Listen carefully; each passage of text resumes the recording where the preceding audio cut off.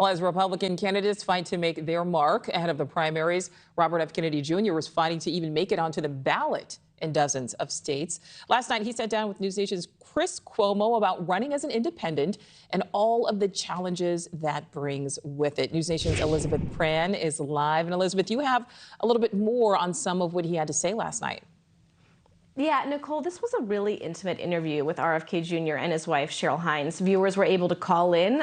They tackled a range of issues, and they also really got to talk about you and I have mentioned, an uphill battle.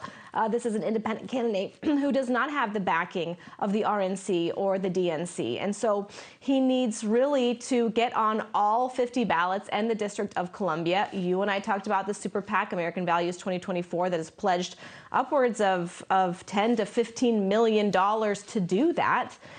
This is on the heels of a big win that you and I also discussed in the state of Utah. That's one of the more challenging states. They do have an extension of the deadline.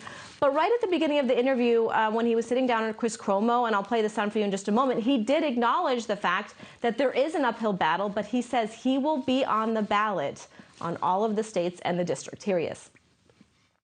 About 35 states make it easy. It's very straightforward. You get 3,000, 5,000 signatures, and you can get on. But there's some states that deliberately make it very, very difficult to get on, and you have to have signatures notarized, and you have to get them from every county, and you have to do it in a very, very short period of time. And then there's a lot of battery of lawyers on both sides that are going to look at every signature and try to get me off.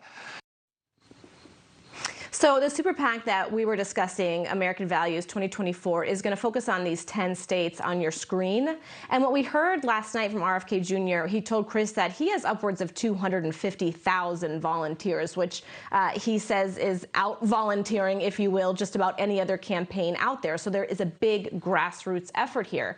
And Chris asked him, who are you taking votes from? And he said, well, there might be polling that says I'm taking votes away from former President Trump. He said, I want to take votes away from both of them because I want to win the presidency in 2024 in November. And if you look at some of this polling, because he talked about his favorability, according to our polling, and certainly there's a margin of error and there's polls that you can compare it to, but according to our polling, he is upwards of 43%, which is more than other candidates. And then you look at folks who we have been polling here at NewsNation, and about 68% of them say that the country is not headed in the right direction. So he points to polls such as that says, listen, people are looking for an alternative.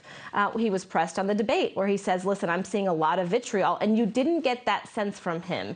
He wasn't attacking candidates personally, and he said he would never do that. He would only attack issues. So that being said, Nichole, in the next hour, a lot of our viewers probably have questions about how he feels about vaccines, about how he feels about mercury levels and students' education. All those issues we'll go over in the next hour, but he tackled it all with Chris Cuomo last night. Nichole, back to you. We certainly look forward to that. All right, Elizabeth, thank you. Thank you for watching. Go to newsnationnow.com to find NewsNation on your television provider. And don't forget to click the red subscribe button below to get more of NewsNation's fact-driven, unbiased coverage.